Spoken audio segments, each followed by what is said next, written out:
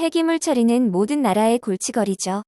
폐기물의 자원화와 에너지화는 뜨거운 이슈가 될 수밖에 없고, 과거에는 영세한 기업들이 주로 참여했지만 지금은 대기업들도 눈독을 들이는 사업 분야입니다. 오늘은 폐기물에서 수소를 생산하는 기술을 알아보시죠. 버려진 쓰레기를 줍는 건 무지 힘든 일입니다. 버리지 않는 것이 좋겠죠. 편리하기 때문에 한 번 쓰고 버리는 일회용품을 줄여야 되겠죠. 자원을 소모하지 않는 것이 중요하고, 자원을 일단 경제 사이클로 불러왔으면 재사용하는 순환 경제 시스템을 만들어야 합니다. 대표적인 것이 플라스틱이죠. 플라스틱을 중심으로 유기 폐기물의 에너지화를 살펴보시죠. 폐기물을 열분해하여 수소를 생산하는 기술은 폐기물 처리 측면과 수소 경제 인프라 구축 차원에서 크게 관심을 끌고 있습니다. 생활 쓰레기, 산업 폐기물, 건축 폐기물, 의료 폐기물로부터 수소를 생산하면 수소연료전지 발전의 에너지원으로 사용할 수 있죠. 비즈니스 차원에서 보면 폐기물 처리 비용을 받거나 생산한 수소를 판매하여 수익을 올릴 수 있습니다. 플라스틱은 석유나 천연가스에서 만듭니다. 플라스틱을 분리수거한 후 분해하면 다시 석유로 환원시키거나 수소를 생산할 수 있습니다. 열분해는 높은 열을 가하여 플라스틱을 분해하는 것을 말합니다. 모든 유기물질은 탄소, 수소, 산소, 질소로 구성되며 분해된 가스 성분 중에서 우리가 필요한 성분을 뽑아 쓸 수 있습니다. 하루에 발생하는 폐기물이 41만 톤, 8톤 트럭으로 5만 대가 넘습니다. 서울에서 부산까지 트럭을 한 줄로 늘여 세울 수 있는 엄청난 양이죠. 폐기물을 소각하면 탄소가 배출됩니다. 위에 가스도 발생하죠. 매립하면 토양과 해양을 오염시킵니다. 처리 비용이 상승한 탓에 불법 방치가 늘고 있습니다. 전국에 숨겨진 쓰레기 산이 생길 수밖에 없죠.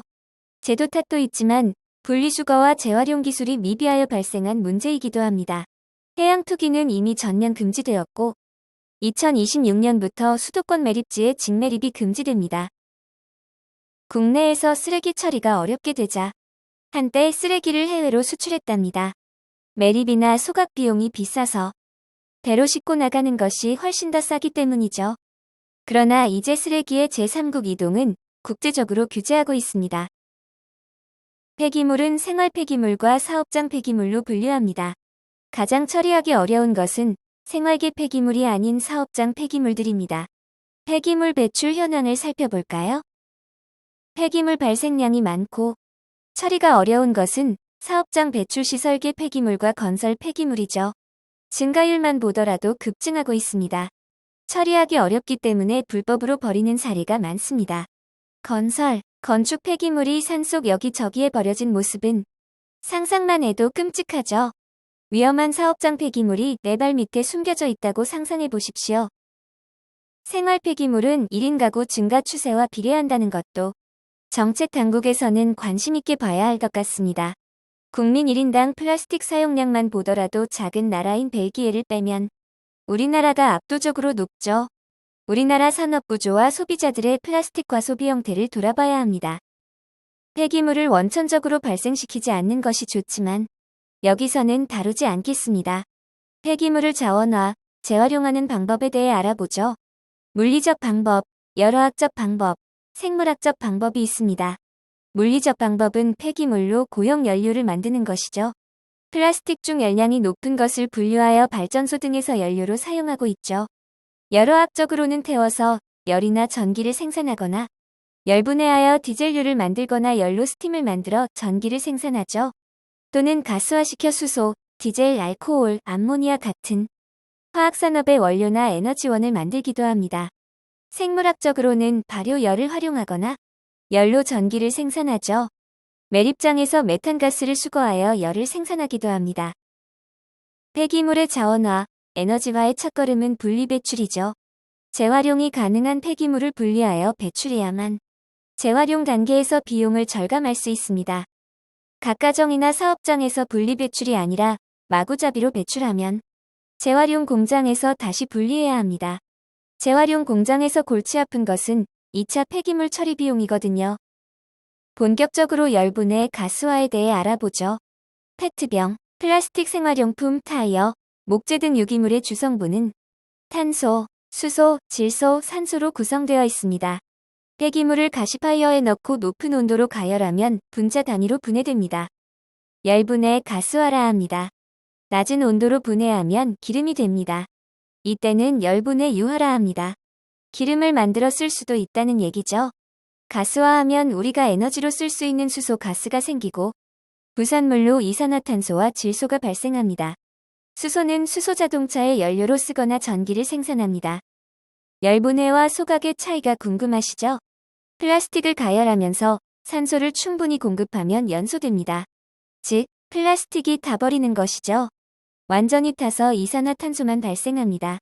산소가 없는 상태에서 가열하면 탄소 고리들이 끊어지면서 가스 또는 기름으로 바뀝니다. 쉽게 말해 소각은 열분해 기술이 없을 때 사용하던 과거의 기술입니다. 물질 변화 항목을 볼까요?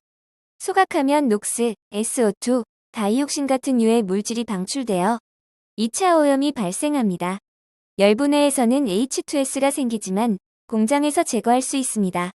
무해한재나 슬래그가 발생하고 다이옥신이 생기지 않습니다. 열분해는 굴뚝 없는 친환경 처리 기술입니다. 그러나 아직까지 사람들은 소각시설과 똑같은 기피시설로 인식하고 있습니다.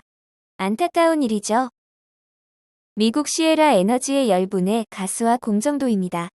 원료는 도시생활 폐기물, 바이오매스, 의료 폐기물, 산업 폐기물, 건설 폐기물, 독성 폐기물을 모두 처리할 수 있습니다.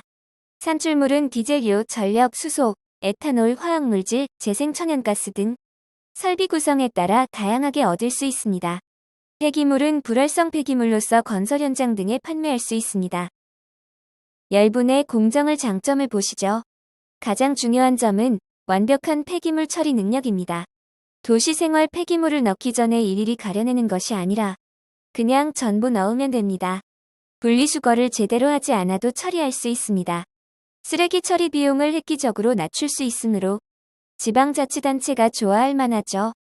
높은 온도에서 운전함으로 유기물을 분자 레벨로 분해합니다. 무기물은 용융되어 금속이나 불활성 돌 덩어리로 방출됩니다. 캐나다의 플라즈마 가스화 공정도 참고로 보시죠. 미국 시에라 에너지와 큰 차이는 없습니다. 모든 폐기물을 둘둘 말아 처리합니다. 콘크리트와 플라스틱이 붙어있는 건축 폐기물도 녹여서 플라스틱은 가스로 만들고 콘크리트는 녹여서 배출합니다. 이 회사의 열분해 가스화 공장은 다소 어설프긴 합니다. 아직은 갈 길이 멀다는 얘기죠. 상용 플랜트가 많지 않기 때문에 정유 회사처럼 멋있지는 않습니다. 국내에도 그린사이언스란 회사가 강원도 태백에 가스화 플랜트를 건설했습니다. 하루 600kg의 수소와 3MW의 전기를 생산할 것이라 합니다. 폐기물을 3000도의 초고온으로 가열하여 분해시킵니다. 오랜 기간 연구하여 사업화한 것으로 알려졌습니다. 2019년에 발표된 수소경제 로드맵의 사진을 가져왔습니다. 수소경제는 우리나라의 에너지 산업 구조를 근본적으로 바꾸기 위한 거대한 플랜입니다. 폐기물 열분해로 수소경제에 필요한 수소를 충분히 공급할 수는 없습니다. 그러나 폐기물 처리 기술은 값진 기술 중 하나죠. 에너지 안보, 친환경 에너지 공급, 차세대 성장 동력 확보 측면에서 관심을 끄는 기술이죠. 문재인 정부는 2030년 수소산업 세계 1위를 목표로 수소경제 로드맵을 발표했습니다. 그러나 윤석열 정부의 수소경제 정책을 잘 모르겠습니다. 취임한 지 1년이 다 되었지만 뚜렷한 산업정책이 없으니 안타깝네요. 미래에 대한 확고한 비전을 가진 엘리트 관료들이 뚝심을 갖고 수소 경제 정책을 끌고 나갈 것이라 믿습니다.